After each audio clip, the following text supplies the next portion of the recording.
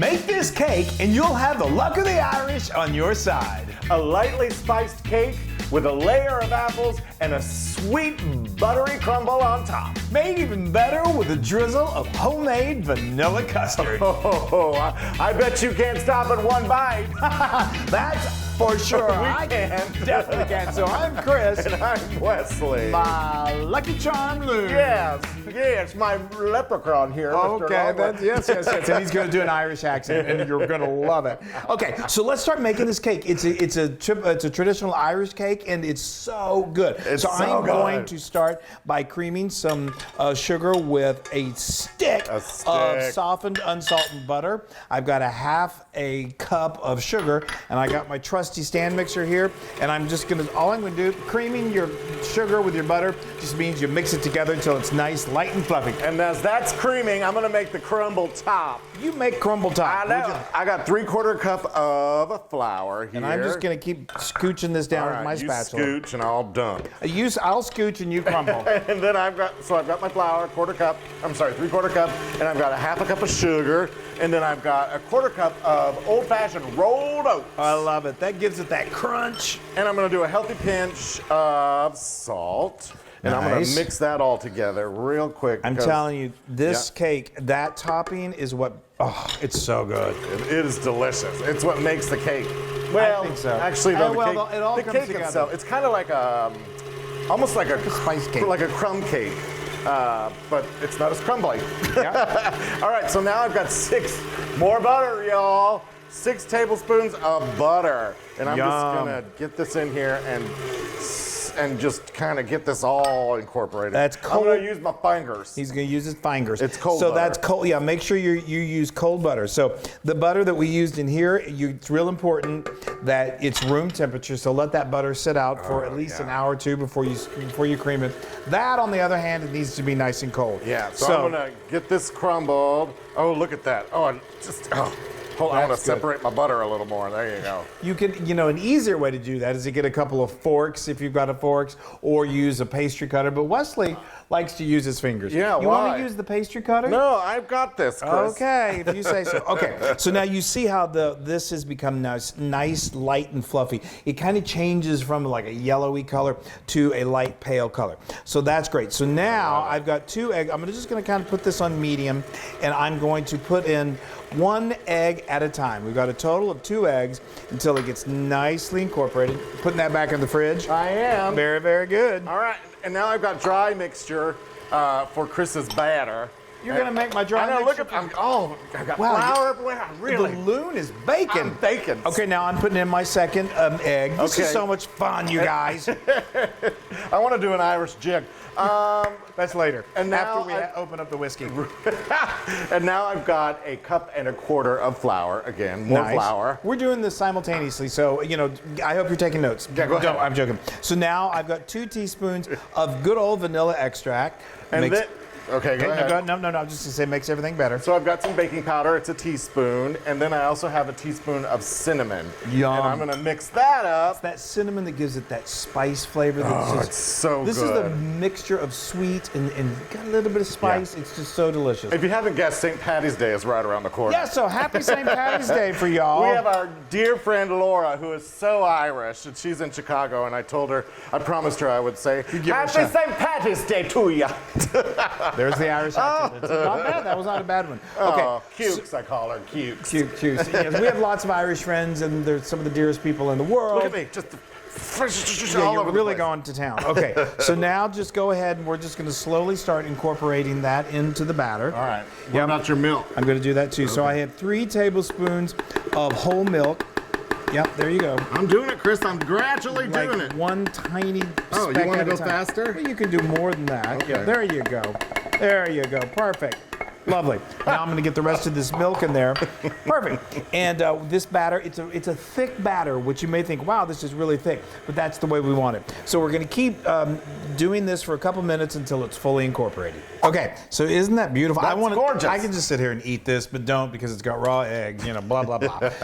I've got my springform pan here. This is what we're going to use to bake it in. And I put some parchment paper underneath. I didn't bother cutting it because it's tight anyway. It's not, doesn't matter.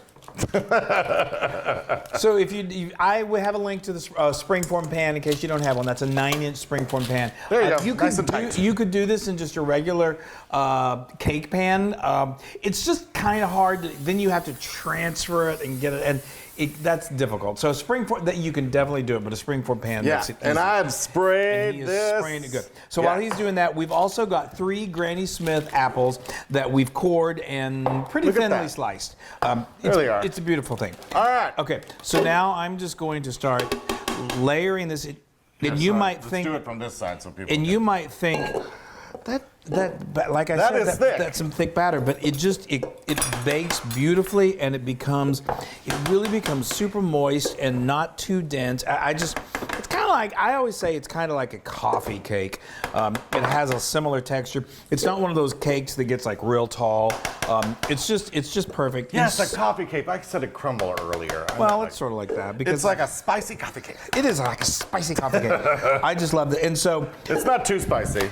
We like we said earlier, we love our Irish friends. We love the Irish culture. We love Irish food. We used to live in a neighborhood in New York City that had a large Irish community, and it was very funny. There was Irish and there was Dominican Republic, and the gays. It was we all got along beautifully. There was a lot of Irish bars, a lot of karaoke, which made for a fun night. Yes. And so, but I love making Irish food, and every time St. Patrick's Day comes around, I make something new. I tell you, this Irish coddle, this Dublin coddle, it is a slow cooker. Chris makes it in a slow cooker. It is so amazing. It's got bangers in there and some potatoes. Just amazing. But we also do our Guinness beef stew. We do Irish soda bread. We have this pub-style Guinness, again, beef pot pie that is absolutely incredible. Amazing. It's just amazing. How's it going? Get it all over there on the side. Oh, good. Thanks. Yeah, don't forget, you can't see down there. And that's true. Okay. And as it bakes, it will spread. It's not like it's going to stay right here in this position. Okay. So I just did that. I shouldn't have done that. I know. Anyway, Here, I'm going to do this. No, you're good, Wesley. It will flatten. I know. I'm a perfectionist. Oh, really? I guess I missed that fact. Okay. Here, let's keep this over here. Okay. So now we're going to just, if you want to help me, just start adding these. There's really you don't have to make them super like a beautiful design, because they're just going to get topped with. Make them as a beautiful I know, but they get topped with that crumble topping, so and then they bake and they become super soft.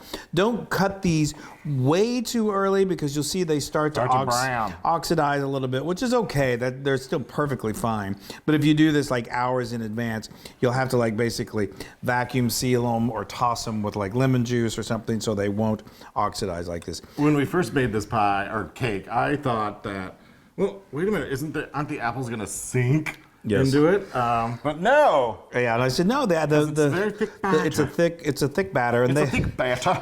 No, I can't do it. I keep slipping in and out of my Irish accent. Is that what you're slipping into? My mother is a pinch of Irish. Really? Well, not more than a pinch. I think she's a quarter or something like that. Well, I'm more. It's the Norwegian I always talk about, but I never talk about the Irish side of me. Well, because I think none of us are real certain if that's true or not, but. That's a whole nother story. Okay, so now Wesley got out a couple of spoons to do this, but my hands are clean, and so what's going to happen is this butter will just melt, and it will go down into the crevices, and then we don't need to worry about that, because it's we're baking, so we're also.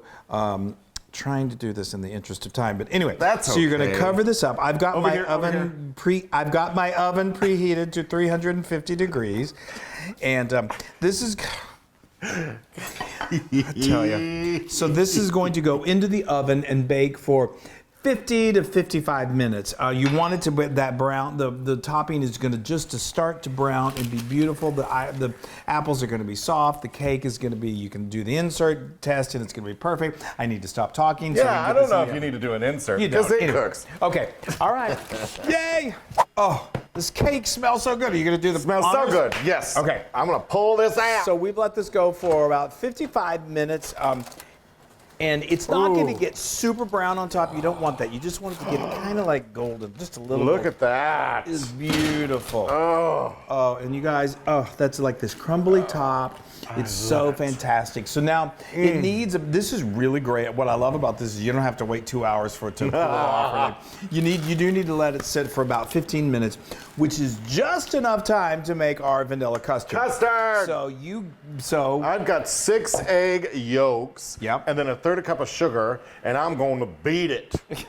now he's going to whisk that until it gets nice and pale, and you can use your hand mixer or like a whisk on your stand mixer. No, but the Loon loves to do it by hand, so let's let him do it. So that's going to take about 2 to 3 minutes. Yes. Until it gets like nice and pale. And so now I've got 1.5 cups of whole milk here, and I am going to heat this, and we are going to heat this so we can temper these eggs and then put it all back in here so it'll thicken up and make the most delicious custard of all time. So I'm going to let this come to just a slight simmer, and then we'll... And I'm going to get a workout. And you're going to work it out.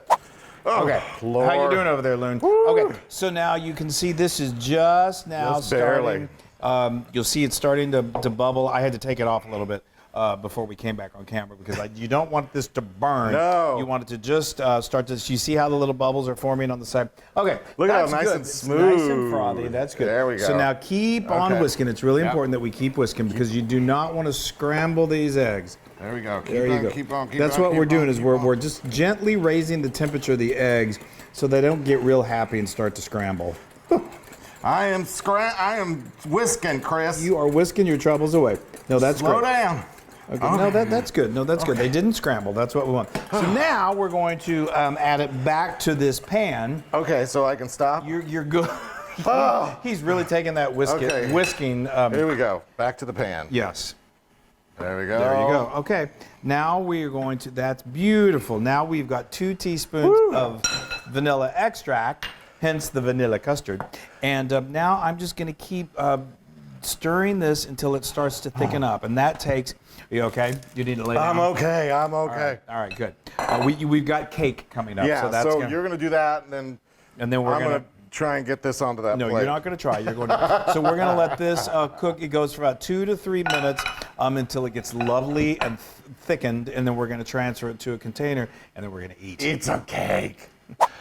It's cake time! Yay! All right, so let's just do a quick review. So for the custard, you don't want to cook it too long. You want to continue to stir it continuously, just until it starts to coat the back of your spoon, and then it's ready. Take it off the heat, and we transfer it into this cute little container that you can let your guests pour out. Now, as far as what Wesley did, you just. Yeah.